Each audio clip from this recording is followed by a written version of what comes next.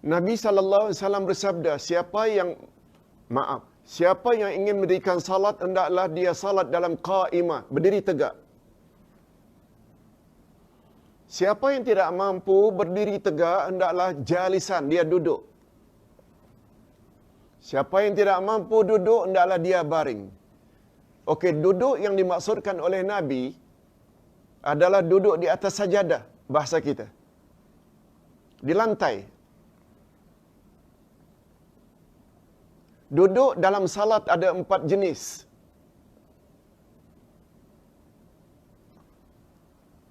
Jenis pertama namanya iftirash, iaitu duduk pada tahiyat awal atau duduk antara dua sujud, iaitu menegakkan telapak kaki kanan sambil kita duduk di atas kaki kiri. Itu iftirash. Duduk yang kedua tawarruk, iaitu duduk tahiyat akhir.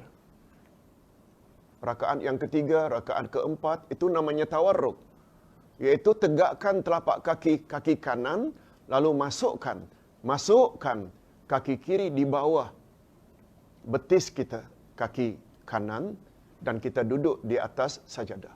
Itu tawarruk, duduk tahiyat akhir. Yang ketiga namanya duduk iqa'.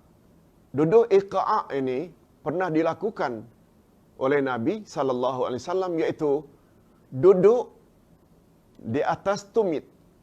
Duduk di atas tumit, iaitu dengan merapatkan kedua-dua kaki, lalu kedua-dua telapak kaki ditegakkan, lalu kita duduk di atasnya. Itu namanya iqa'.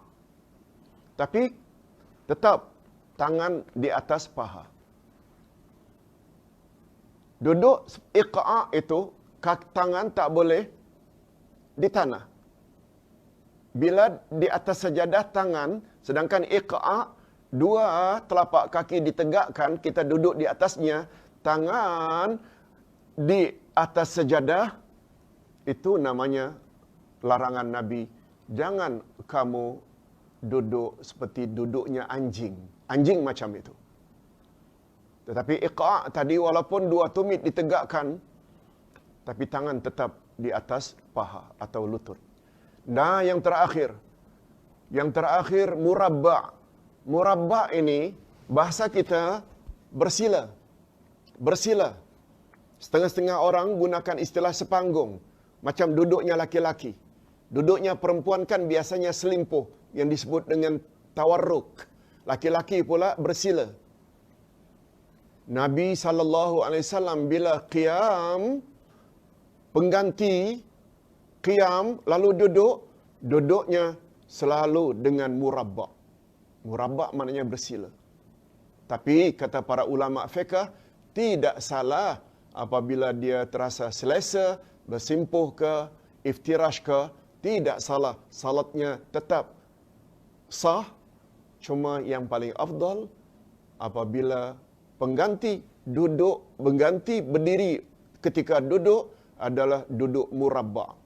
Nah, sekarang menjawab persoalan. Apakah di zaman Nabi juga duduk Nabi itu di atas kursi? No. Duduk Nabi di bawah, di sajadah. Kalau Ustaz tidak salah, menurut komen para ulama, memperkenalkan salat duduk di atas kursi, dia bermula lebih kurang baru 30 tahun belakangan ini. Baru 30 tahun belakangan ini. Itu komen setengah ulama. Wallahu a'lam. Oleh sebab itu, bila kita boleh pilih mana yang kita lebih selesa, itu sebabnya Ustaz, kadang-kadang kalau salat sunat, Ustaz salat duduk di atas sajadah, kadang-kadang di atas kursi. Boleh, dua-duanya boleh insya-Allah.